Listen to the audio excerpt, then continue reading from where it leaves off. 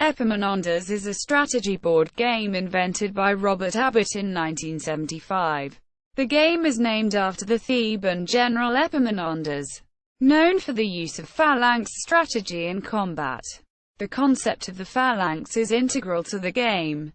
Epaminondas was originally introduced in Sid Sackson's A Gamut of Games as crossings, while the original version used an 8x8 checkerboard. The current game uses a 12x14 board and different rules for capture.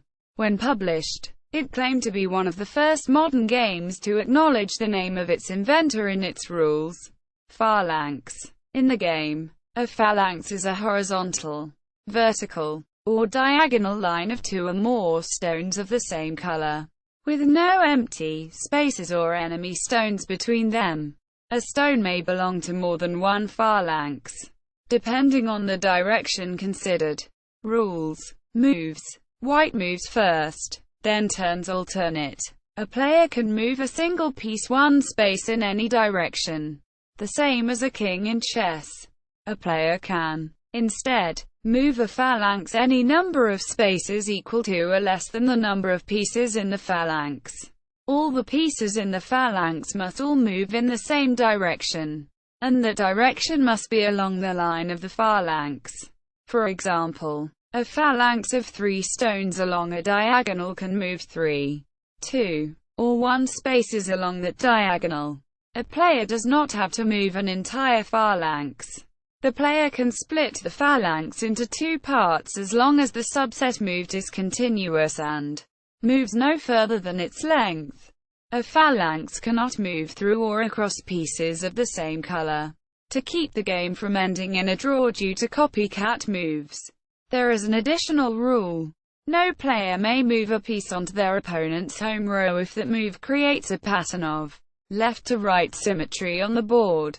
Captures. Only phalanxes can make captures.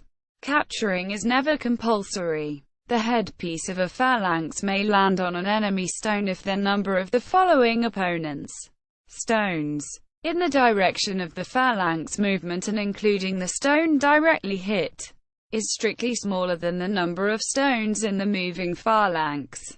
In that case, those opponents' stones are captured. This means a phalanx of length n may capture up to n1 stones. Winning. A player wins when, at the start of their turn, they have strictly more pieces on their opponent's home row than the opponent has on the player's home row. To clarify, if at the beginning of Black's turn, Black has more pieces on row A than White has on row Z, Black wins. If at the beginning of White's turn, White has more pieces on row Z than Black has on row A, White wins. This allows an opponent the chance to capture some of the offending stones on the turn after an incursion, or to counterattack on the opposite side of the board. Further reading. Hanscombe, Kerry. Autumn 2000. Kerry Hanscombe, ed. Epaminondas. A Game of Classical Elegance. Abstract Games. Carpe Diem Publishing. 3. 20-1. ISSN 1492-20492. Schmidberger, R. Wayne. 1992. Epaminondas and Crossings. New Rules for Classic Games. John Wiley & Sons, Inc.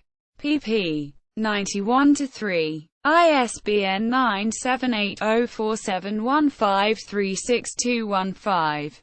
Epaminondas at Board Game Geek.